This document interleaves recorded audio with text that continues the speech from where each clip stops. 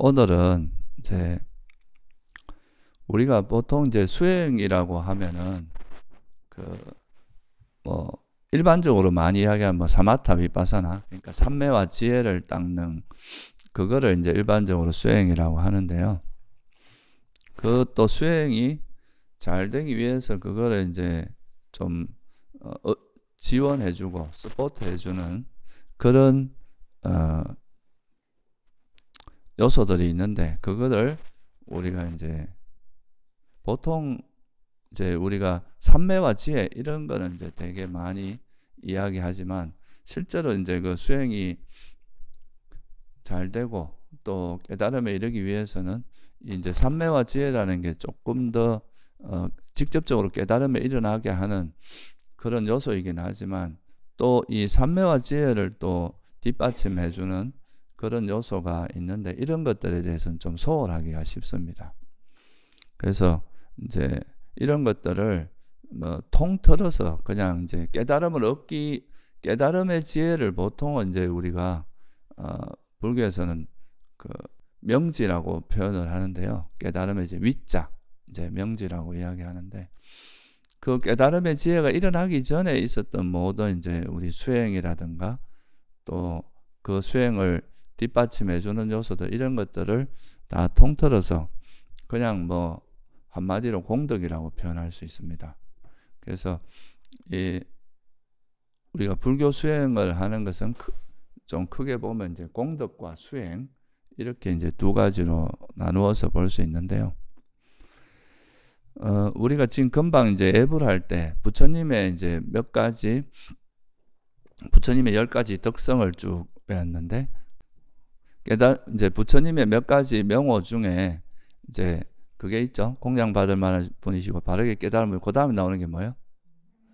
지혜와 실천을 갖춘 분이시며, 이게 이제 명행족, 중국에서 이제 명행족으로 번역을 했는데요. 그게 이제 빨리어로는 위자, 짜란자라 그래서 명지와 실천행, 이렇게 이제 이야기합니다.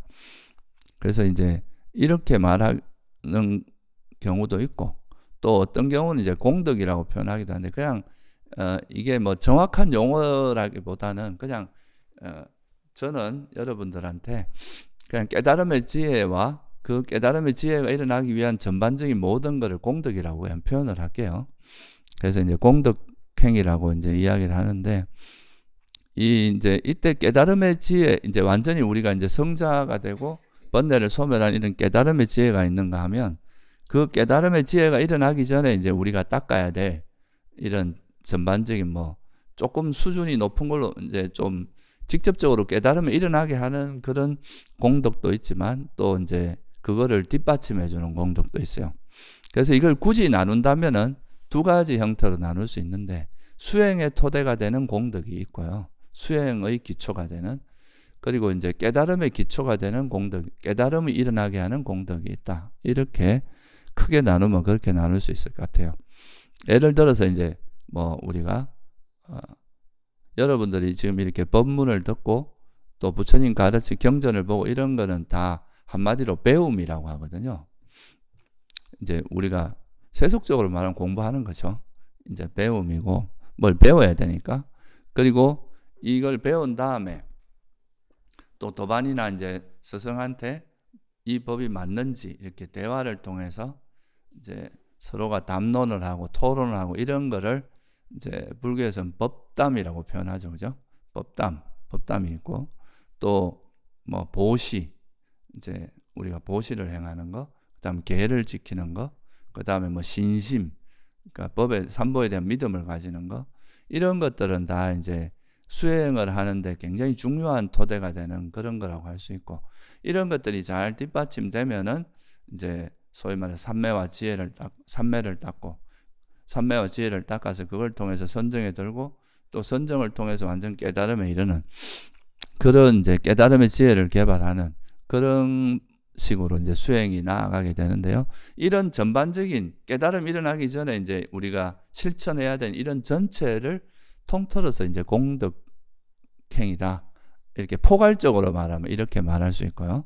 조금 더 좁은 의미에서 공덕행이라고 하면 수행을 하기 전에 우리가 닦아야 될 그런 것들, 뭐 금방 말씀드린 뭐 보시, 배움, 법담, 계, 신심 이런 것들을 공덕이라고 이제 좀 좁은 의미로 이야기할 수도 있고, 넓은 의미로 이야기하면 여기에 삼매지혜, 깨달음이 일어나기 전에 닦는 모든 수행 과정 이런 것도 다 공덕에 들어갑니다.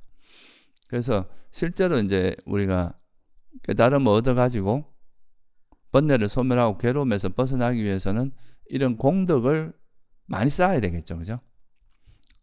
여러분들이 이 생에서 설사 깨닫지 못한다 하더라도 이 생에서 우리가 쌓았던 그 공덕이 그 죽을 때 다른 건 몰라도 이 공덕은 여러분 마음 속에 이제 그 업으로서 남는 거죠. 업은 가져간다 그러잖아요, 그죠? 우리가 공덕을 쌓았던 거 이런 거는 가져가서 다음 생에 또 여러분들 그 어느 정도 조건이 되면 그게 다 기억해낼 수 있습니다.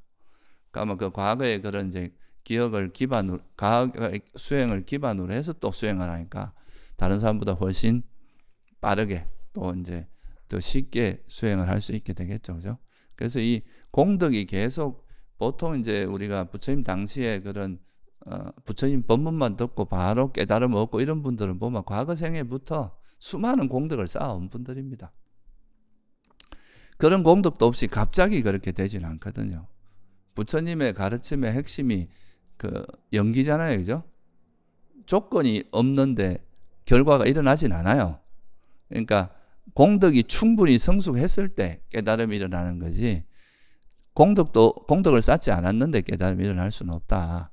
그래서 이제 우리가 보통 수행을 하다 보면 삼매를 닦고 지혜를 개발하고 이런 게 이것만이 이제 수행이라고 생각하는데, 사실은 이것이 원만하게 잘 되기 위해서 또 기본적으로 우리가 갖추고 닦아야 될 그 이런 수행의 토대가 되는 이런 공덕행에 대해서 좀 소홀히 할 수 있어요. 그러니까 이제 지금까지 제가 뭐 이제 깨달음에 이르게 하는 뭐 그거 수행의 대표적인 게 중도라는 거죠, 그죠? 이 팔정도를 말하잖아요. 이 중도를 닦는 수행에 대해서는 지난 법회 때 뭐 생각 없이 현재 알아차리기나 또는 이제 법 따라 조사하기, 그러니까 반조하는 걸 말하죠. 그런 것들을 통해서 우리가 어떻게 삼매를 선정을 개발하고 지혜를 개발하는지, 또 그 과정에서 일어나는 그 수행이 잘 되면서 나타나는 순경계에 대한 집착을 어떻게 또 우리가 극복해야 되는지, 이런 것들에 대해서 좀 설명을 드렸는데, 이번 시간에는 좀 그런 수행의 토대가 되고 수행의 기초가 되는 그런 공덕이 사실 우리가 되게 뭐 이건 당연한 거다 이렇게 생각하지만 실제로는 수행에 굉장히 중요한 역할을 한다는 것. 그래서 그런 수행의 토대가 되는 공덕에 대해서 오늘은 좀 한번 설명을 할까 합니다.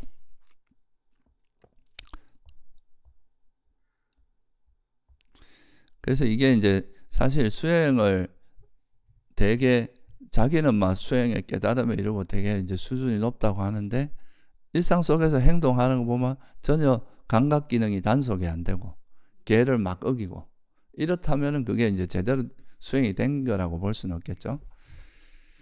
그러니까 이게 만약에 이제 제대로 수행을 했다면 그 지금 말씀드린 수행의 토대가 된 이런 공덕이 저절로 갖추어질 수밖에 없다. 이게 갖추어지지 않은 상태에서 깨달음이 일어나기는 불가능합니다. 그러니까 그런 것들에 대해서 한번 짚어보는 시간을 가져볼 필요가 있다. 그래서 우리가 보통 이제 공덕행위라고 하면 경전에 보면 뭐 여러 형태로 언급이 되고 있는데, 이제 제일 대표적인 몇 가지가, 첫째는 아까 뭐라 그랬어요? 그러니까 보시, 계, 이건 되게 이제 기본적인 거죠. 그 다음에 우리가 삼보에 대한 믿음, 그죠? 삼보에 대한 믿음, 이런 것도 이제 되게 중요한 거고, 여기에 보태서 또 이제 경전에 자주 언급되는 게 배움이라는 겁니다. 우리가 배움이라는 게 있고, 또 하나는 법담, 그러니까 이제 토론이라 하기도 하고 뭐 여러 가지 표현을 쓸 수 있는데, 그건 이제 법에 대해서 계속 이야기하는 그런 걸 이야기합니다. 그래서 크게 나누면 이제 보시, 배움, 법담, 계, 신심, 믿음, 이런 것들이고, 이제 좀 더 구체적으로 이제 수행에 들어가서 수행의 토대가 이제 깨달음의 직접적인 이제 깨달음 일어나게 하는데 토대가 되는 거는, 직접적으로 깨달음 일어나게 하는 건 지혜인데, 또 지혜의 대표적인 토대가 되는 건 삼매겠죠. 선정. 그래서 그런 것들에 대해서 이제 삼매와 지혜는 지금까지 많이 말씀드렸으니까 수행의 토대가 되는 공덕에 대해서 한번 정리를 해보도록 하겠습니다. 제일 첫 번째 우리가 해야 될 게 배움이에요. 배움. 이제 여기서 말하는 배움이라는 거는 보세요. 우리가 이제 세속적인 삶에서는 보통 이제 대부분의 삶이 뭐를 기반으로 하고 있습니까? 욕망을 기반으로 하고 있죠. 그죠? 내가 이제 가지고 있는 원하는 바를 실현하고 성취하는 것. 그게 이제 되게 주된 어떤 방향성이고, 그거를 내가 원하는 거를 많이 이룬 사람들을 성공했다 그러고, 그죠? 잘한다 그러고, 그걸 못하면 소위 말해 루저, 실패자다. 이렇게 이야기하고 하는데, 그런데 이제 이 불교에서는 그런 욕망을 실현하더라도 되게 바른 방법으로 실현해야 되고, 또 궁극적으로는 이런 이제 욕망에 매달리는 것은 결국은 괴로움의 씨앗이 된다는 거죠. 그래서 이제 이 욕망으로부터 이제 벗어나서 욕망보다는 지혜를 기반으로 해서 원하는 걸 성취하는 이런 방향으로 이제 방향의 전환을 해야 되는데, 근데 이거는 여러분들이 어찌 보면 한 번도 안 가본 길이에요. 그죠? 보통 세속에서는 별로 그런 방향의 교육을 받은 적도 없고, 실제로 우리가 뭔가 원하는 걸 성취하는 방향으로 했지만, 이 성취하는 내가 원하는 걸 이루는 이 마음 속에 탐욕이 있는지 없는지, 이게 지혜로서 하는지 욕망으로 하는지 이런 거에 대해서 관심을 가지거나 그거를 이제 실제로 그렇게 교육을 받아본 적이 거의 없단 말이에요. 그죠? 보통 우리가 이제 생각한다 그러면 뭡니까? 저 사람은 뭐래? 저 사람은 이러이러해. 저 사람은 뭐 나쁜 사람이야. 저 사람은 좋은 사람. 이렇게 이야기하지. 내가 저 사람을 분별하는 내 마음속에 탐욕이 있는지, 성냄이 있는지 이렇게까지 생각하는 경우는 거의 없잖아요. 그죠? 그래서 이제 이거는 어찌 보면 이제 우리가 가보지 못한 길이니까, 여러분들 만약에 가보지 못한 히말라야 산을 간다. 그럼 뭐부터 해야 되겠어요? 거기 가기 전에 어떤 걸 준비해야 되고, 어떤 장비를 준비해야 되고, 또 어떤 가이드를 찾아야 되고, 지도를 찾고, 나침반을 구하고, 이렇게 하면서 가야지 위험하지 않을 거 아니에요. 그죠? 그래서 이제 그런 식으로 우리가 새로운 어떻게 보면 미답지를 가는 거거든요. 이 수행하는 거는. 그러니까 진짜 번뇌가 없어진 그 상태를 경험해 본 적이 별로 없단 말이에요. 대부분의 사람들이. 그렇다면은 그 번뇌를 버리고 번뇌로부터 벗어난 사람의 말에, 가르침에 좀 배워서 그걸 기반으로 해서 가야 위험하지 않을 거 아니에요. 그죠? 그러니까 그 과정이 바로 이 배움의 과정입니다. 이게 이제 삼보에 대한, 그러니까 부처님은 여러모로 봐도 그 깨달음은 이제 우리가 한 2700년 가까이 거의 정명대 누구나 인정하는 분이고, 그런 분이 설한 가르침에 대해서 귀를 기울이고 법문을 듣고 해서 우리가 가는 길에 대해서 좀 이렇게 길을 찾아 나가기 위해서는 꼭 필요한 게 바로 이 배움이다.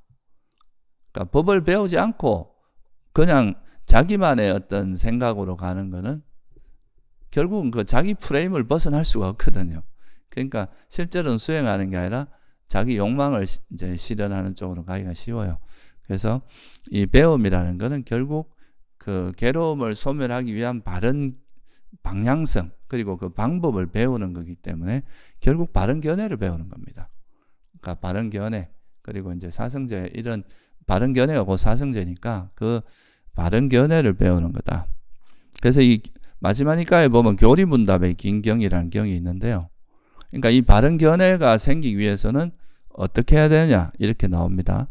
바른 견해는 계의 도움을 받아야 되고, 배움의 도움을 받아야 되고, 법담, 그러니까 법담의 도움을 받고, 사마타의 도움을 받고, 위파사나의 도움을 받아야 됩니다.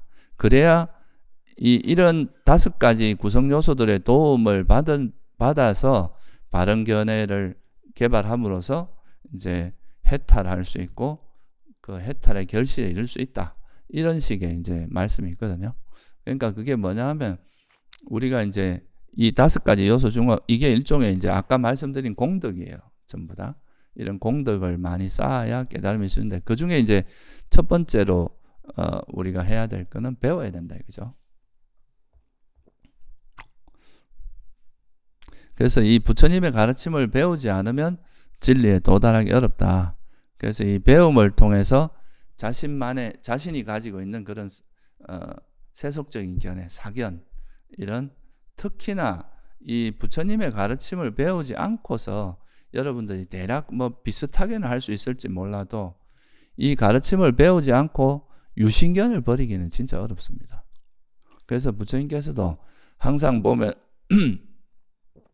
잘 배운 성스러운 제자는 이제 뭐 성자를 친견하고 가까이하고 바른 법을 가까이해서 결국 몸에서 나를 관찰하지 않고 느낌에서 나를 유신견을 버릴 수 있다 이런 방향으로 이야기를 하시거든요. 그래서 이런 이제 배움을 통해서 우리가 바른 견해를 알 수 있고 그 바른 견해를 통해서 나중에 사견을 다 버릴 수 있다. 특히 이제 깨달음의 이런 수다원이 되기 위해서는 반드시 버려야 될 게 유신견이거든요. 이 유신견은 뭐냐 하면 이 몸을 나라고 생각하고 내가 느낌을 나라고 생각하고 내 마음을 나라고 생각하고 이런 것들이 다 유신견에 들어갑니다. 여러분들 보면 그런 이야기 많이 하잖아요. 이 생각은 내 거야. 그죠? 이거 왜 내 아이디어를 훔쳐가? 이게 다 물론 이제 세속적으로 이런 게 정당한 이야기들입니다. 그런데 이제 수행의 관점에서 봤을 때 그것이 사실은 조건에 의해서 생겨난 내 노력에 의해서 만들어진 건 맞지만 이것이 실체가 있거나 이런 건 아니다고 이야기하는 거예요. 그래서 이걸 이제 내 것이라고 집착하다 보면 이제 그런 것들로 인해서 나라는 그 개념을 놓을 수가 없고 그러면 이게 계속 유행할 수밖에 없다. 그래서 이제 이런 사견을 버리고 바른 견해를 확립하기 위해서 첫 번째 해야 될 게 바로 배움이다. 그래서 여러분들 이렇게 법문도 듣고 또 경전도 보고 이제 좋은 훌륭한 선지식의 뭐 책도 보고 이렇게 하는 겁니다. 이런 걸 하지 않고 가는 거는 마치 그 미지의 세계를 가면서 나침반도 없이 지도도 없이 가는 거는 똑같아서 굉장히 위험합니다. 이게 특히나 이 정신세계는 이게 이제 눈에 보이지가 않잖아요. 그래서 자기만의 세계로 빠져들 위험이 되게 많습니다. 그래서 이거는 반드시 이제 그 부처님의 가르침을 배우고 바른 견해를 배워서 그걸 가지고 계속 검증하는 과정을 거쳐야 된다. 그래서 이제 그렇게 한 겁니다. 그래서 이제 첫째 배움이라는 것은 바른 견해를 확립하는 거에 되게 중요하다. 수행을 하기 전에 깨달음의 길을 가기 전에 어떤 방향으로 가야 되고 그걸 구체적으로 가는 방법이 뭔지 괴로움과 괴로움의 소멸이 뭔지 그리고 그 괴로움의 소멸로 실현하기 위해서는 어떤 방법을 닦아야 되는지 그거에 대해서 배우는 거죠. 그래서 이거를 실제로 구체적으로 여러분 이제 실천하기 위해서는 가급적이면 이제 특히 부처님이 설하신 직접 설하신 니까야 그죠? 그런 경전을 틈틈이 읽어보는 것은 굉장히 유익합니다. 이건 이제 신심도 불러일으키고 또 경전에서 확인된 가르침은 이제 그걸 알고 있으면 어떤 사람이 법문을 하더라도 이것이 법다운지 법답지 않은지 우리가 검증할 수 있는 그 기준이 되거든요. 그래서 이제 경전을 좀 틈틈이 보시는 거 이것도 실천 방안입니다. 그리고 이제 그 경전을 좀 이해하기 쉽게 부처님의 가르침을 좀 이해하기 쉽게 이야기하는 그런 또 법문을 듣는 거 이거는 이제 자기가 스스로 이해하기 힘든 거는 이제 공부를 하신 분의 법문을 듣는 거 이런 것도 도움이 됩니다. 근데 이런 이제 배우지 않고 부처님의 가르침을 이제 알지 못하면 그러고 나서 법문만 듣다 보면은 그 말에 자꾸 현혹되지 이게 진짜 법답게 말하는 건지 법하고 다르게 말하는 건지 이런 거를 분간할 수 있는 기준이 없는 거예요.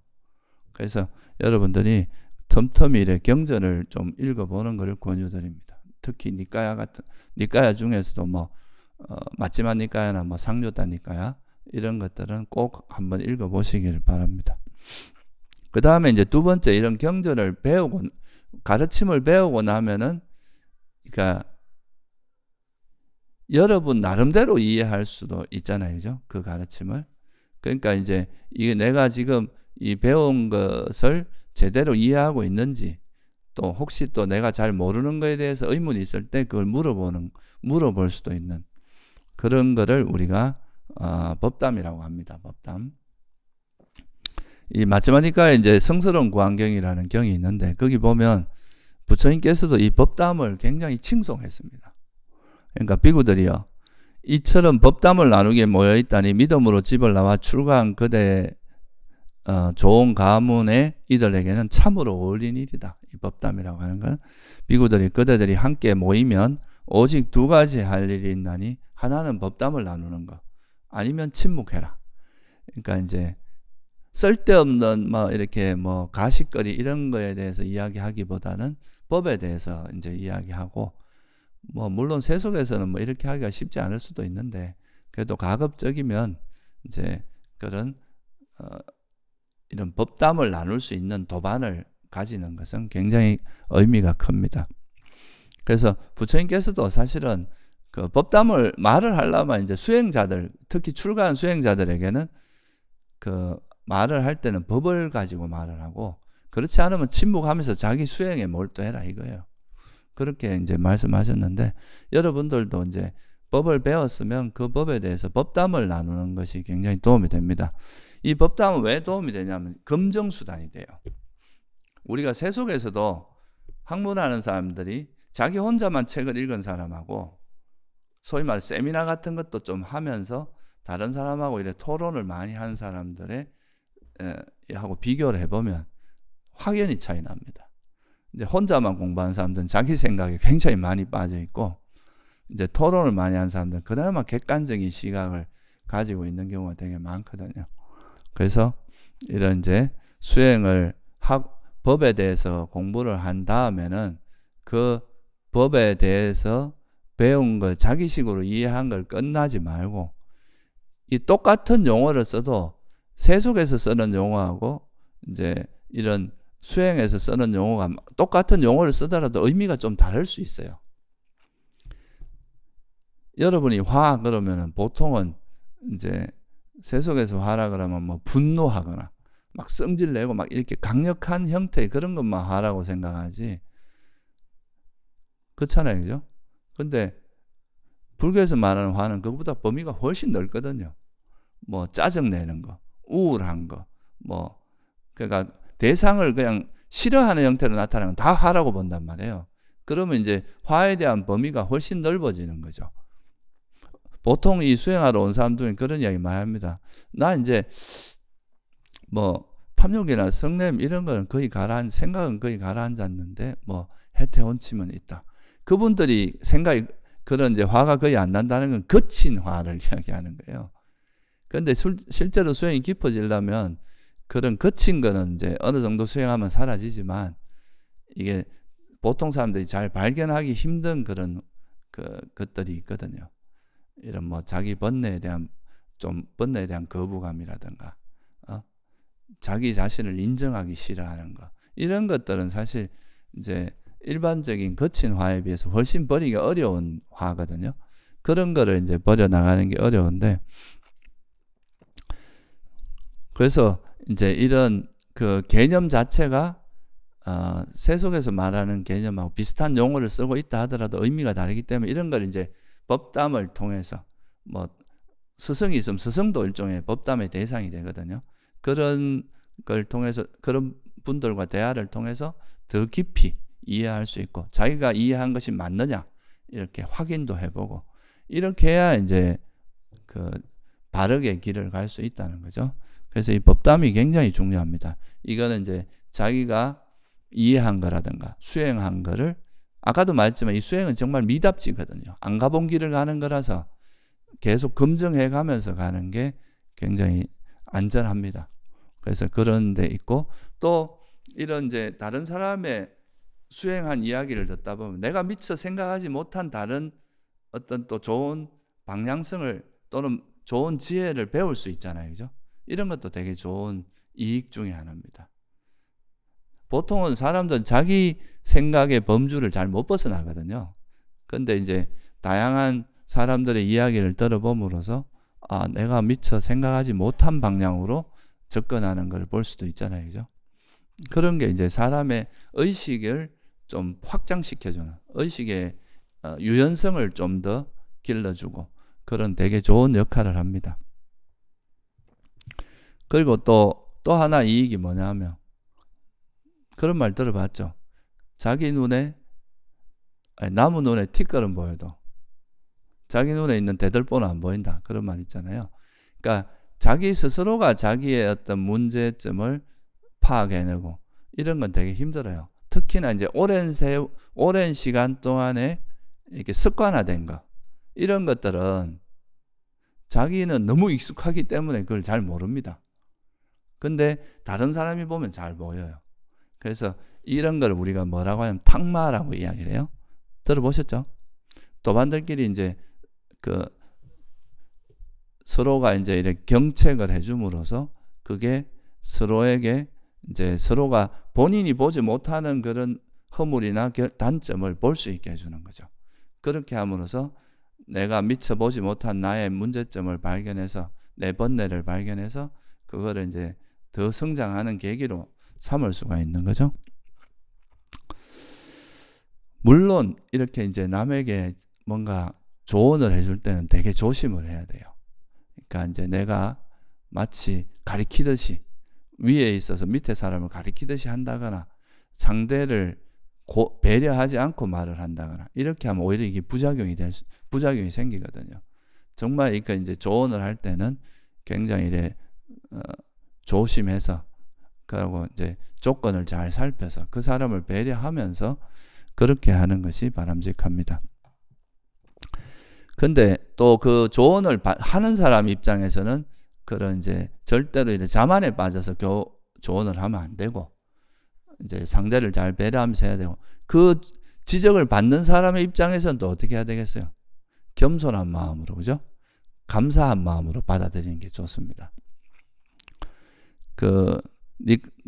법국경에 보면 이런 말이 있어요. 마치 보물을 알려주는 사람처럼 잘못을 지적해주고 꾸짖어 말하는 지혜로운 사람을 본다면 그런 지혜로운 사람과 가까이 해라. 그러니까 어떤 자기 스스로가 보지 못하는 그 허물이나 번뇌를 지적해주는, 그 이제 정말 지혜롭게 지적해주는 그런 사람은 자기에게 보물을 주는 사람과 같다는 거죠.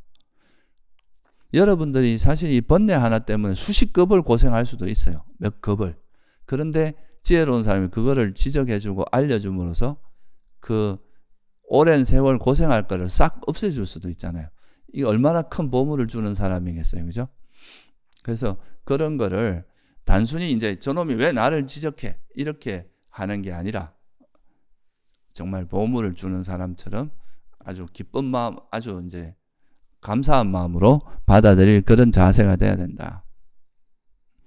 그래서 그 마지막 니까에 보면 추론경이라는 경이 있는데요. 여기 보면은 이제 잘못을 지적하기 힘든 자질을 가진 사람이 있고, 잘못을 지적하기 쉬운 자질을 가진 사람이 있는데, 그러니까 여러분들이 실제로 자기에게 자기 허물이나 자기가 미처 보지 못한 자기 번뇌를 지적해 주는 걸 정말 감사하게 생각해야 돼요. 이거는.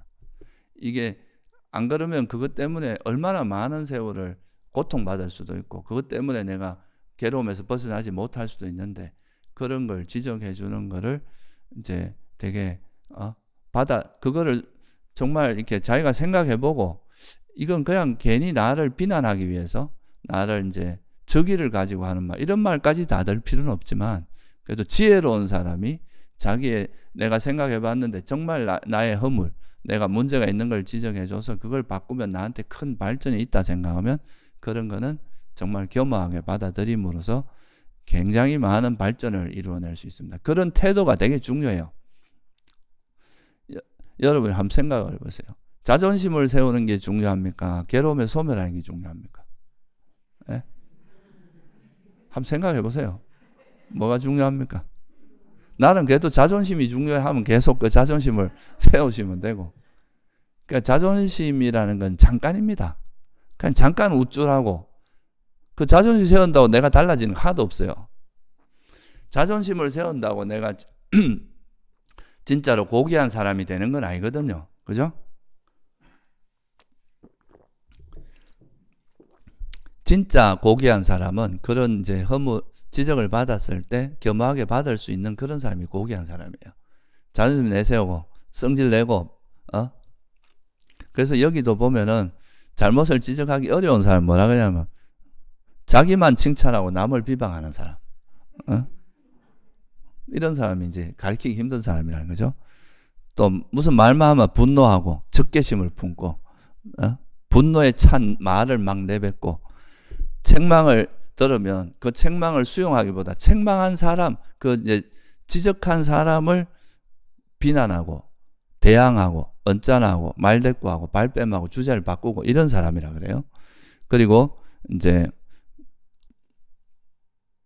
자기가 무슨 허물을 이야기하면 그거를 계속 속이고 사기를 치고 거짓말하고 합리화하고 이렇게 하거나 또 완고하고 거만해가지고 자기 견해를 분명히 틀린 걸 알면서도 고수하고 바꾸지 않으려고 하는 사람, 이런 사람들은 진짜 가리키기가 힘든, 훈도하기 힘든 사람이다. 이렇게 말씀하셨고, 그 반대로 이제 자기를 칭찬하지 않고 남을 비방하지 않고 또 무슨 자기가 지적받는 바를 받아도 분노하지 않고 겸허하게 수용하고 책망을 뭔가 이렇게 경책을 받더라도 그 경책하는 사람에게 대항하거나 언짢은 말을 하거나 말대꾸하거나 발뺌하지 않고, 그리고 이제 뭐 나를 자꾸 이렇게 포장하고 왜곡하거나 자기 견해를 거머쥐지 않고 이건 제가 잘못 생각한 겁니다.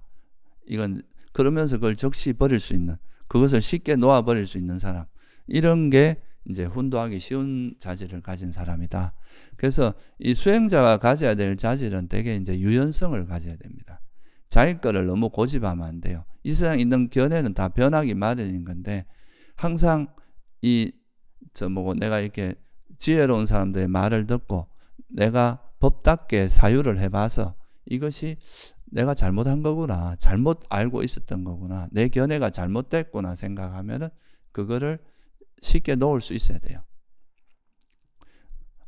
아무리 잘못돼도 뭐 내가 지금 10년, 20년을 이걸 가져왔는데 이걸 어떻게 놔? 안 놓을 거야. 이렇게 하는 거는 이제 마치 부처님께서 이런 비유도 합니다. 여러분이 이제 똥을 금인 줄 알고 이제 이렇게 지게에 지고 막 가요. 근데 비가 왔어요. 비가 오니까 어때요? 마른 똥을 들고 갔는데 이게 이제 똥이 물에 젖으니까 똥물이 막 흐르고 냄새도 나고 하는데 그래도 내가 이거를 20kg나 지고 왔는데 어떻게 버려 하고 지고 가냐 이거죠? 안 그렇겠죠, 그죠? 이게 금덩어리가 아니고 똥덩어리구나 하면은 즉시 버리는 게 지혜로운 사람이고, 어리석은 사람은 똥냄새가 나고 하는데도 내가 지고 온 게 아까워서 못 버린다는 거죠. 그렇게 하는 것은 바람직하지 않다 이거요. 그래서 이 법담을 통해서 이제 정말 이건 이제 첫째는 그 말해주는 사람도 법답게 말을 해야 됩니다. 자기 말을 하는 거는 그거는 자기 사견을 이야기하고 이런 거는 사실 다 우리가 수용할 필요가 없는 거죠. 그런데 법답게 이야기하고 법에 따라서 부처님이 이제 진리에 따라서 말을 해주고 그런 사람, 지혜로운 사람의 말, 그런 것들은 우리가 아까 말했듯이 보물을 마치 받는 것처럼 나에게 보물을 주는 사람을 받는 것처럼 그 말을 받아서 내가 잘못된 것을 즉시 바꾸고 그런 거에 고집 피지 않고 바꾸는, 이게 이제 이런 자세가 돼야 이게 법담이라는 게 진짜 의미가 있어진다는 거죠. 그렇지 않으면 보통 우리가 대화하면 어떻게 합니까? 다 자기 이야기만 하고 나 말 잘 안 듣고 자기 이야기를 많이 하고 자기를 칭찬하고 다른 사람 말하면 막 이렇게 좀 깎아내리려고 하고 이렇게 되는 경우가 많거든요. 그런데 이제 법담이라고 하는 건 기준이 법이 돼야 돼요. 말 그대로 법이잖아요. 그러니까 법답게 이야기하면 수용할 수 있는 자세가 돼야 그게 법담으로서 의미가 있어요. 그런데 법답게 이야기했는데도 감정이 상해가지고 그걸 못 받아들인다. 이건 이제 수행자로서 자세가 좀 부족한 거예요. 그래서 이제 우리가 이런 수행센터다, 명상센터다 이렇게 되는 그 중요한 조건 중에 하나가, 세속에서는 그래도 이제 뭐 이렇게 하기가 쉽지 않지만 여기서는 법에 따라서 이야기하면 그걸 수용하고 받아들일 수 있는 그런 자세가 돼야 이게 수행센터로서 의미가 있는 겁니다. 그렇지 않고 법답게 이야기했는데도 막 네가 뭘 안다고 그래? 나한테 왜 지적해? 이렇게 나선다면 이게 이제 수행이 될 수가 없겠죠. 그래서 이제 이런 법담이라는 것을 할 때 그런 자세를 가지고 되게 이렇게 겸손하게 또 자기의 잘못은 수용하고 또 남에게 뭔가 충고나 조언을 해줄 때도 상대를 배려하고 자기가 가르친다는 입장이 아니라 그냥 부처님께서 이렇게 말씀하셨다 또는 뭐 스승이 이렇게 말씀하신 이게 맞지 않느냐 이렇게 되게 부드럽고 이제 이렇게 말을 해야 된다. 그렇게 서로가 이제 한쪽은 부드럽고 또 이렇게 친절하고 상대를 잘 배려하고 또 법답게 이야기하는 이런 방식으로 이야기를 하고 그걸 받는 사람은 마치 지혜로운 사람이 이제 보물을 주는 것처럼 또 겸손하게 또 자기가 가지고 있는 견해를 스스로 이제 이렇게 내려놓을 줄 알고 그런 유연성을 가지고 대한다면 이 법담이 굉장히 의미 있는 법담이 될 수 있고 여러분들이 성장하는 데도 굉장히 큰 도움이 됩니다. 저도 이제 많이 느끼는 거지만 이제 수행하는 사람이 의외로 고집이 세거든요. 자기 생각이 오히려 좀 강한 경우도 많고 또 보통 법담하다가 싸우는 경우도 많아요. 내끼 맞고 니건 틀리고 이렇게 이제 서로 자기 주장만 하다 보면 이게 이제 보통 견해가 부딪힐 때 싸움이 많이 되잖아요. 그래서 이제 기준점이 뭐가 돼야 된다는 겁니까? 법이 돼야 돼요. 적어도 수행자라면 법답게 이야기하는 거는 수용할 수 있어야 된다. 자기 이야기를 하는 거는 자기 이야기만 고집하면 이 싸움이 될 수가 이거 대화가 될 수 없잖아요. 그죠? 그래서 이제 이런 대화하는 남들과 대화를 할 때 나의 말도 잘 경청해야 되고 자기 이야기만 주장하는 게 아니라 또 대화를 할 때 서로가 다름을 좀 인정해야 됩니다. 사람마다 똑같은 걸 봐도 관점이 다를 수밖에 없잖아요. 그런 걸 인정한 상태에서 서로를 이해하면서 대화를 이끌어 나가야지 자기 주장만 하고 이런 거는 이제 문제가 많이 됩니다. 그래서 이런 대화를 통해서 법담을 통해서 또 배울 수 있는 이득이 뭐냐 하면 내가 지금 이 말을 할 때 자만으로 하는지 또는 화가 나서 저놈이 나를 무시하면서 적대감으로 하는 건지 이런 걸 관찰할 수 있는 좋은 또 시간도 됩니다. 내가 내 욕심을 가지고 하는 건지 내 견해를 고집하려고 하는 건 아닌지 이렇게 말을 하기 전에 자기 마음을 살펴봄으로써 이것도 굉장히 좋은 수행의 그 방편이 될 수 있어요. 이게 이제 정말 수행이 깊어졌다면 이런 데도 다 드러나겠죠. 그죠? 자기 수행의 어떤 수행의 깊이가. 그래서 그런 것도 도움될 수 있기 때문에 우리가 사실 이게 법담을 나누는 게 단순히 뭐 말로서 말이나 나누고 이런 게 아니라 사실은 자기 수행도 점검하고 또 이게 내가 미처보지 못한 자기 문제도 볼 수 있고 여러 가지 그런 아까 지금 말씀드린 그런 이익이 많다는 거 이런 거를 좀 이해하시면 좋을 것 같습니다. 그 다음에 이 법담을 나누고 이제 이러면 이제 법에 대해서 어느 정도 이해를 하잖아요. 배우고 법담도 나누고 하면 그 다음에 또 우리가 이제 중요한 토대가 보시행입니다. 이 보시라고 하는 거는 이제 우리가 어쨌든 여러분이 먹고 살기 힘들면 수행하기 쉽겠어요? 아니? 예? 당장 생계가 어려워서 생활고에 시달리고 이런 사람이 수행하기가 쉽겠습니까? 어렵잖아요. 그러니까 이게 어느 정도의 그래도 생계가 좀 안정되고 좀 그런 것이 수행하는 데도 되게 중요하고 또 여러분들이 산속에서 수행하려고 하는데 스님들도 수행하려고 하는데 뭐 나를 이렇게 수행할 수 있도록 서포트 해주는 뭔가가 안 되면 그 수행할 수 있겠습니까? 그런 게 다 복이거든요. 이 복을 짓는 데 있어서 가장 이제 쉽고 가장 큰 복을 짓는 게 이제 보시라는 거거든요. 그래서 이런 보시행을 통해서 우리가 사실 아란이 되기 전까지는 좋은 조건에서 윤회를 해야 될 거 아니에요. 그죠? 그래도 뭐 좀 몸도 건강하게 태어나고, 그죠?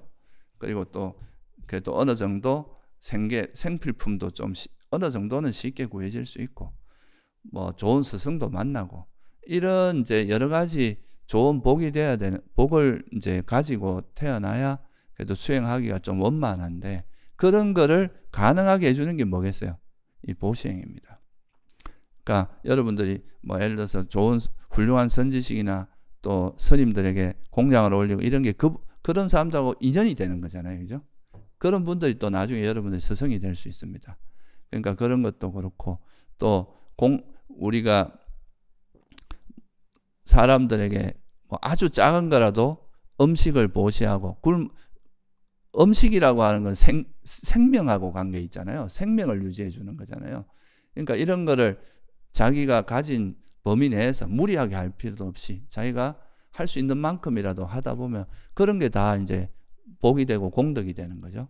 그런 게 쌓이면 이제 그런 것들이 쌓이면서 나중에 이제 그러니까 이 생에서도 여러분들의 삶이 좀 풍족해지고, 또 다음 생에 아란이 되지 못해서 또 설사 윤회를 하더라도 좋은 조건에서 이제 태어나서 좋은 그 수행하는데 장애 없이 이렇게 수행을 할 수 있는 조건이 됩니다. 그래서 부처님께서 왜 이제 보시를, 여러분이 이제 이런 비유가 있습니다. 이게 불경이라고 상류단 니까에 나오는 경전인데, 막 집이 불이 타요. 불타고 있는데 그 중에서 내가 중요한 걸 끄집어내서 밖으로 끄집어낸 건 다음에도 쓸 수 있잖아요. 근데 그 꺼내지 않는 재물은 어떻게 되겠습니까?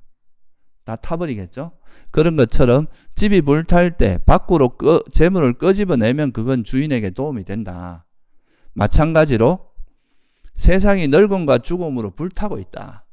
탐진치로 불타고 있는데 이 보시를 통해서 자신의 재물을 꺼내면 그거는 이 밖으로 꺼낸 재물만이 이제 자기에게 공덕이 된다. 꺼내지 않은 건 공덕이 안 된다. 여러분이 아무리 많은 재산을 갖고 있고 아무리 많은 재물을 갖고 있다 해도 죽을 때 가져가지 못하잖아요. 그죠? 이거는 불타버린 거예요. 생로병사의 과정에서.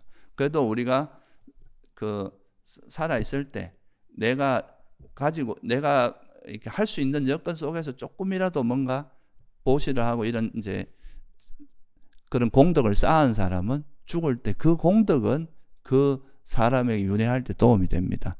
그래서 불탈 때 밖으로 꺼낸 재물만이 실제로 주인에게 도움되듯이 우리가 보시한 것은 많이 이제 윤회에 있어서 공덕이 된다. 이런 가르침입니다.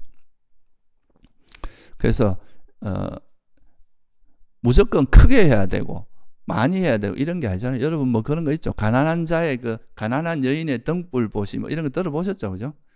이게 정말 어떤 순수한 마음으로 하고 또 작은 거라도 순수하고 아주 깨끗한 마음으로 한다면 그 공덕은 엄청 크거든요. 그래서 이거는 보시하는 것도 일종의 습관 같은 거라서 아주 작은 보시라도 이렇게 계속 보시하는 연습을 하는 게 좋다. 제가 사실 미얀마에서 공부할 때 되게 감동을 많이 받았던 게 그 어머니들이 우리 이제 탁발을 하잖아요. 미얀마 가면 그 어머니가 한 서너 살 된 이런 어린애를 이렇게 안고 와서 그 어린애 손에다가 사탕을 하나씩 쥐어주거든요. 그 사탕 뭐 이렇게 한 봉지 해봐 얼마 안 되잖아요. 그거 큰 걸 하나 사서 스님들 지나갈 때마다 이렇게 바로에다 사탕을 하나씩 주게 해요. 그러니까 어린 시절부터 그렇게 하니까 애들이 진짜 이게 습관이 되는 거예요. 그런 식으로 이제 뭔가 습관을 들이게 보시를 하는 거에 대한 그 어린 나이 때부터 그 보시행에 대한 그 보시를 할 수 있도록 도와주는 거죠. 그래서 이제 그런 식으로 현재 내가 할 수 있는 뭐 꼭 재물로 하지 않더라도 이런 뭐 절에서 봉사를 할 수도 있고, 그죠? 또는 뭐 다른 어려운 사람들 위해서 뭐 봉사를 해줄 수도 있고, 의미 있는 데서 이제 힘들어서 이제 무거운 짐을 들고 가는 사람의 옆에 가서 그걸 들어줄 수도 있고, 뭐 여러 가지 보시할 수 있는 방향은 굉장히 많거든요. 또 제일 뭐 남이 잘 되면 사두 이것도 다 해양 보시입니다. 남들이 잘 한 거에 대해서 같이 보시해 주는 거. 이런 식으로 보시를 행하는 것은 여러분들이 현생에서도 당장 갑오를 받고 또 내생에서도 갑오를 받을 수 있다. 그래서 나는 지금 힘들어서 보시할 게 없어 이렇게 생각하지 마시고 아주 사소한 거라도 그런 보시하는 버릇을 들이는 게 좋습니다. 그 백유경이라는 그런 이제 거기에 보면 그런 비유가 나와요. 저 소가 있는데 나는 저 소젖을 다 모아뒀다가 한 달 뒤에 한꺼번에 다 짜겠다. 이렇게 하면 나중에 소젖이 말라가 안 나온다는 거죠. 매일매일 조금이라도 짜줘야 소젖이 계속 나오듯이. 그래서 여러분들도 이런 보시라는 게 꼭 재물로만 하는 게 아니다. 남들에게 따뜻한 말 한마디 해주는 거 이런 것도 다 보시행위고. 그래서 매일매일 그래도 조금이라도 할 수 있을 때 조금이라도 보시행을 하는 것이 되게 의미가 크다. 그래서 이게 이제 음식경이라는 상류단 니까에 보면 이런 말도 나옵니다. 보시하면 이 세상과 다음 세상에서 먹을 것이 저절로 생긴다. 실제로 능력 있는 사람도 복 많은 사람한테 잘 못 당합니다. 이게 복이 많으면 일이 그냥 뭐 저절로 살살 막 풀리는데 물론 지혜 있으면 또 그 어려움을 돌파해내는 그런 힘도 있겠죠. 그래서 우리가 사실 세상을 살아갈 때 이 공덕이 보시의 어떤 덕이나 이 덕이 있거나 복이 있거나 지혜가 있거나 둘 중에 하나라도 있으면 사는 건 그래도 어느 정도 살 수 있어요. 근데 둘 다 없는 삶은 진짜 힘들게 삽니다. 이 사는 것 자체가 굉장히 힘든 삶이 될 수 있어요. 지혜가 없으면 뭐 잘한다고 하는 게 오히려 더 힘든 쪽으로 가고, 그죠? 복이 없으면 또 일단 생필품이 안 구해집니다.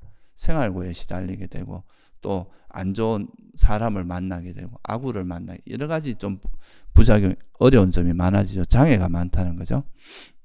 그래서 믿음과 깨끗한 마음으로 음식을 보시하면 이 세상과 다음 세상에서 먹을 것이 저절로 생긴다.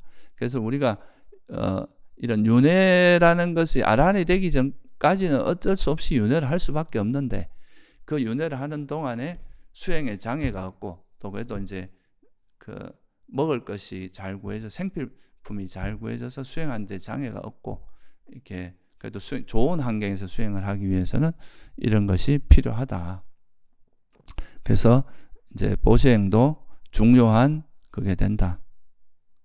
그리고 뭐 상주단 니까에 보면 또 이건 참고로 여러분 이제 음식을 보시하면 힘을 주는 이제 상대에게 힘을 보시하는 그러니까 살아갈 힘을 보시하는 거고 옷을 베풀면 아름다움을 주게 되는 거고 또 탈 것을 이제 탈 거 그러니까 뭐 우리가 이제 버스라든가 이런 이제 차를 제공하는 거는 안락함을 주는 거고 등불을 보시하는 거는 눈을 주는 거다. 거처 그러니까 예를 들면 이런 이제 스님들 숙소나 처소 이런 걸 보시하는 거는 일체다. 일체를 다 보시하는 것과 같다. 제일 큰 보시가 뭐겠어요? 법보시다. 법을 베푸는 자는 불사라는 게 뭐예요? 죽지 않음. 이건 열반을 이야기하는 겁니다. 태어나지 않으면 죽지 않을 거 아니에요, 그죠? 그래서 열반을 보시하는 거다. 그래서 이 보시행이라는 것이 또 우리가 이제 살아가는 데 있어서 가장 생명을 유지하는 데 가장 중요한 게 생계잖아요, 그죠? 그 바른 생계가 될 수 있도록 도와주는 거에 큰 역할을 하고 또 보시하는 것 자체가 여러분한테 뭘 버리는 게 되겠어요? 욕망을 버리는데 큰 역할. 실제로 내가 그 재물에 대한 집착이나 이런 걸 버리는데 또 역할을 해주고 또 우리가 화를 버리는 방법 중에 미운 놈한테 떡 하나 더 준다고, 그죠? 아주 미운 사람한테 오히려 내 귀중한 걸 보시하는 이것도 화를 버리는 방법 중에 하나거든요. 그러니까 이제 이런 그 단순히 보시가 재물을 보시하고 복을 쌓고 이런 의미도 있지만 사실 보시는 우리가 욕망이나 성냄을 버리는데도 되게 중요한 역할을 한다. 그러니까 우리가 수행에도 되게 큰 기초가 될 수 있다 이거죠. 그 다음에 중요한 건 뭐냐? 계입니다. 계를 지키는 거. 우리가 오늘도 5계를 수지했잖아요, 그죠? 사실 불자로서 계를 지키는 그 경전에도 보면 보시하고 계만 잘 해도 우리가 욕계 천상에 태어날 수 있다고 그래요. 그래서 우리가 복을 이제 보시행을 한다거나 세속적으로 말하면 기부나 뭐 이런 봉사 이런 걸 하는 거죠. 그런 걸 하거나 계만 잘 지켜도 우리가 선체에 태어날 수 있다고 하는데 일반적으로 이제 개는 5개고 여기서 조금 더 나아간 8개라는 게 있어요. 8개는 뭡니까? 5개에다 뭘 보탠 거예요? 일단 5불씩. 살도, 엄망주 요게 5개인데 여섯 번째가 5불씩입니다. 그러니까 이제 점심 먹고 나서 그 다음날 아침까지 이제 안 먹는 거죠. 더 이상 음식을 먹지 않는 거. 스님들은 이제 기본적으로 5불씩을 해야 됩니다. 그래서 그 5불씩 있고 그 다음에 뭐예요? 예? 예, 춤추지 않고 노래하지 않고 그 다음에 너무 꾸미지 않고 또 영화 이런 걸 구경하지 않는 거. 그게 하나에 들어갑니다. 이건 왜 그거 하지 마라 그러겠어요? 이런 거 하면 마음이 들뜹니다. 들뜨고 그래서 이제 수행하는데 방해가 되기 때문에 항상 그렇게는 못해도 원래 이제 이거를 8가지를 8개를 지키는 걸 팔관제일이다 이런 말 들어봤어요? 이게 신라시대만 해도 되게 많이 있었던 거거든요. 우리나라에도. 그런데 이제 이 팔관제일은 8개를 지키는 날을 팔관제일이라 하는데 이게 한 달에 6번입니다. 보통 이제 음력으로 14일 보름을 전후해서 14, 15일. 그 다음에 이제 금음이 28, 29일인가 그렇잖아요. 보통 29, 30 이런 게 금음날 28, 29일. 그리고 또 뭐예요? 언제입니까? 그 사이. 그러니까 8일하고 14일하고 29일, 30일. 음력이 보통 30일까지 있잖아요. 29, 30일. 그러니까 그 사이에 그러니까 8일하고 23일. 이렇게 해서 이걸 이제 그 8개를 지키는 날이라고 하는데 한 달에 6일을 그렇게 하라고 이제 보통 권유를 하는 거예요. 항상 그래 할 수는 없죠.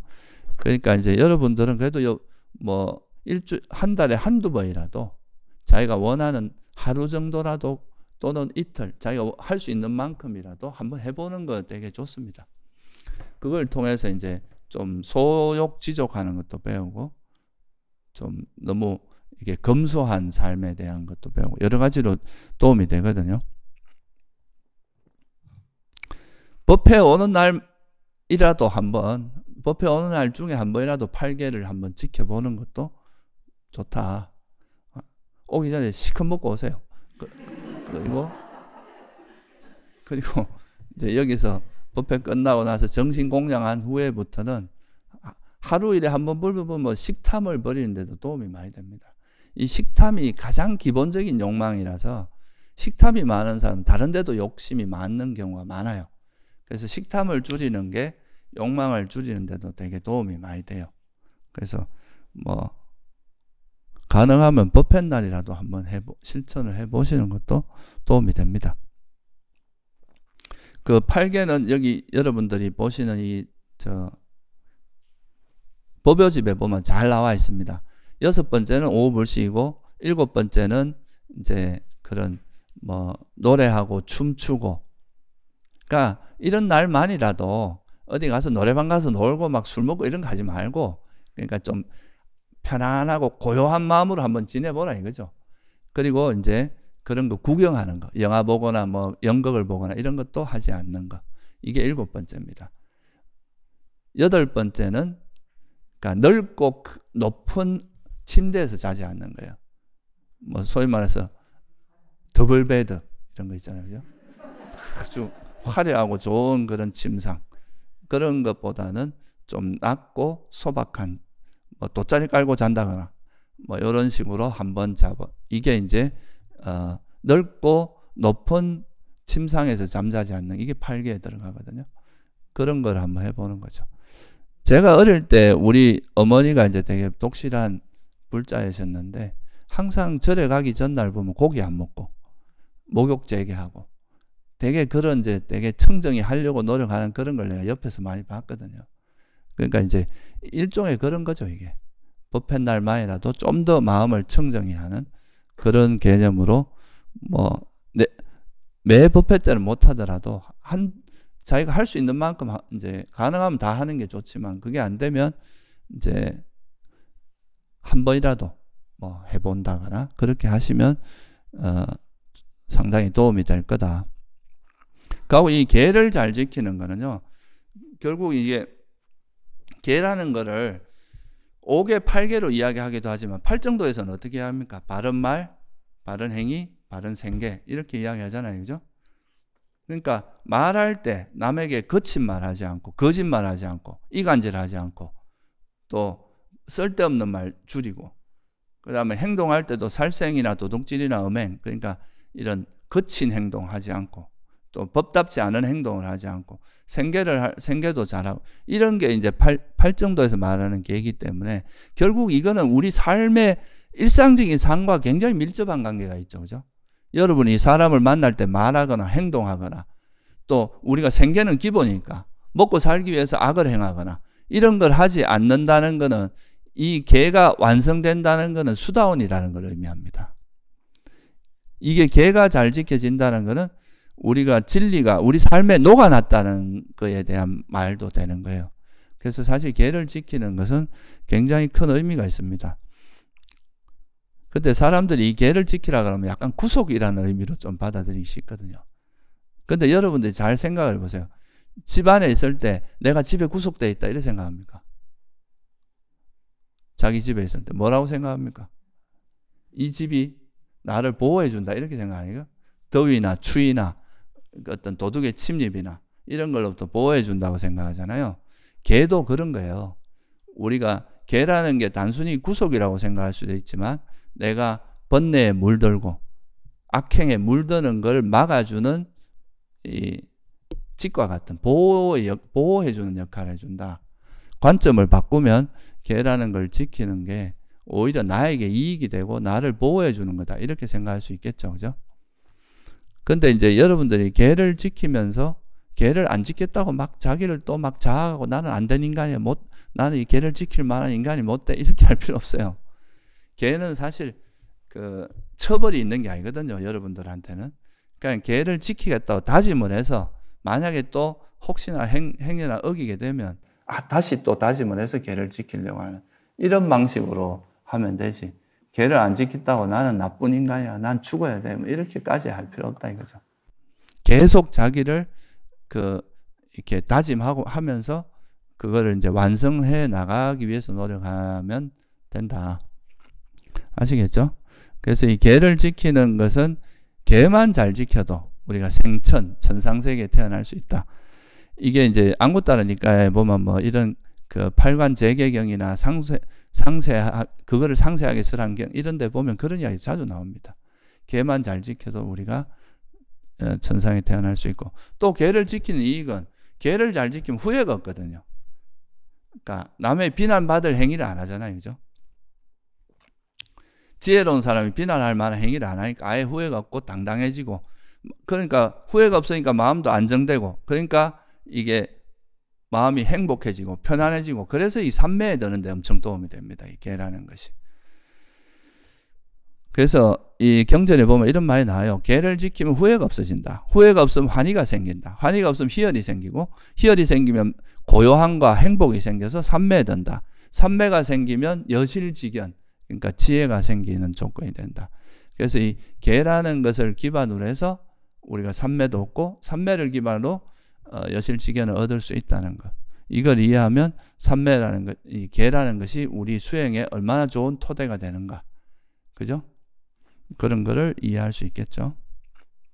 그래서 이렇게 배우고 이제 법담도 나누고 법담을 하고 그 다음에 보시를 실천하고 계를 지키고 하다 보면 이제 그러면서 이걸 기반으로 해서 수행을 하다 보면 그 수행에 대한 이익이 이제 스스로 수행하면서 좋은 이익을 많이 경험하다 보면 야 정말 이 법을 따라 사는 것이 정말 괴로움을 소멸할 수 있고 내가 이 법을 따라 사는 것이 좋구나 하면서 생기는 마음 그게 이제 신심입니다. 이거 이제 이런 경험을 통해서 물론 이제 부처님 가르침을 듣고 생기는 것도 있지만 이런 또 실천을 통해서 자기가 확인하면서 생긴 이런 신심이 더 의미가 있거든요. 그러면 이런 신심이 있으면 우리가 이제 이런 그 법을 실천하는 것에 있어서 확신을 가지고 흔들림 없이 의심 없이 내가 욕망을 버리면 뭐 나만 바보 되는 거 아닌가 이런 의심을 안 한다 이거예요. 정말 이거 법을 따라 선업을 실천하고 바른 법을 실천하는 것이 나에게 이익이 되는구나 하는 확신을 가지게 되고 그럼으로써 더 열심히 수행할 수 있는 토대가 된다. 그래서 이 신심이 생기기 시작하면은 정말 이게 이제 수행에도 되게 탄력을 받을 수 있고 수행을 하면서도 되게 기쁜 마음으로 할 수 있는 그런 토대가 됩니다. 그래서 이 신심도 굉장히 중요한 거예요. 그래서 부처님 당시에는 그냥 출가할 때 3기만 하면 출가를 시켜줬어요. 그 정도로 일단은 불자가 되는 조건이 부처님을 믿어야 되죠. 부처님이라는 분을 믿어야 되고 부처님께서 설한 이 법이 그 법을 신뢰해야 되겠죠. 그리고 이 부처님 법에 따라서 수행해서 번뇌를 소멸한 그러니까 이제 성자가 된 그런 성가 스님들을 신뢰하는 이게 되면 그분들의 믿음을 통해서 그분들에게 배우고 그 법에 따라서 실천하다 보면 자기도 이제 그 부처님이 가신 그러니까 부처님의 법에 따라 수행하신 분들이 가신 그 길을 따라서 수행하다 보면 여러분도 깨달음을 이룰 수 있겠죠. 그죠? 그러니까 이분들에 대한 신심, 믿음이 이건 맹목적으로 믿으라는 게 아니라 확인하는 과정을 거치라는 거죠. 배우고 토론도 하고 수행도 하고 하다가 충분히 그런 검토 과정을 거쳐서 믿을 만하다고 확인되면 믿어라. 그래서 부처님께서 항상 뭐라고 합니까? 와서 보라 그러잖아요. 그죠? 와서 믿어라. 나를 믿어라. 이렇게 아니에요. 와서 내가 너희들에게 설해 놓은 법을 보라. 그러면 스스로 보아 알 수 있다 이 말이에요. 그죠? 그 부처님께서는 이런 법을 설해 놓으면 스스로 봐서 그 법을 스스로 보아 알고 난 다음에 이제 그거를 믿고 실천하게 만든 거죠. 그래서 이 믿음도 완성된 존재가 뭐냐? 수다원입니다. 수다원이 되면은 부처님께서 설한 이 법이 따라가면 괴로움의 소멸로 인도한다. 여기에 대해 추호의 의심이 없어져요. 단 한 톨의 의심. 설사 목에 칼이 들어와서 죽음에 너 죽을래. 너 내가 우주의 통치자가 되게 해줄 테니까 불교를 버리라. 또는 이 진리, 이 가르침을 버려라. 이렇게 한다 해도 절대 버리지 않는다 이거죠. 그렇게 될 정도로 믿음이 완성된다. 그래서 수다원의 조건을 4가지로 이야기하는데 이게 부처님께서 수다원이 된다 아닌지 검증할 수 있는 방법을 4가지로 이야기하는데 첫째가 삼보에 대한 믿음이에요. 삼보에 대한 확신이 생긴 사람. 그 다음에 계가 완성된 사람. 계가 이제 완전히 적어도 이제 바른 말, 바른 행위, 바른 생계라고 하는 이 적어도 5계를 절대 어기지 않습니다. 의도적으로는. 그렇게 된 존재를 수다원이라고 한다. 그죠? 그러면 계와 믿음이라는 게 굉장히 중요한 토대가 되겠죠. 그죠? 여러분 수행에 있어서. 그래서 요 5가지가 이제 지금 이제 실제로 수행을 하는 데 있어서 보통 우리가 삼매와 지혜 이런 것만 이제 수행이라고 생각하는데 오늘 말씀드린 이런 배우고 법담 나누고 또 보시도 하고 계도 지키고 또 이런 이제 믿음을 삼보에 대한 믿음을 개발하는 이런 것들이 다 수행에 이런 것들이 성숙했을 때 삼매에도 들 수 있고 또 삼매를 기반으로 해서 지혜를 깨달음의 지혜가 생길 수 있다 하는 이런 점을 좀 이해하시면 좋을 거예요. 이게 굉장히 중요한 토대다. 소홀히 할 게 아니다. 수행이라는 건 전인교육이거든요. 이게 어떤 부분만 잘한다고 되는 게 아닙니다. 우리 마음에 있는 번뇌가 뭐 여긴 일어나고 여긴 아니라고 이런 게 아니잖아요. 그죠?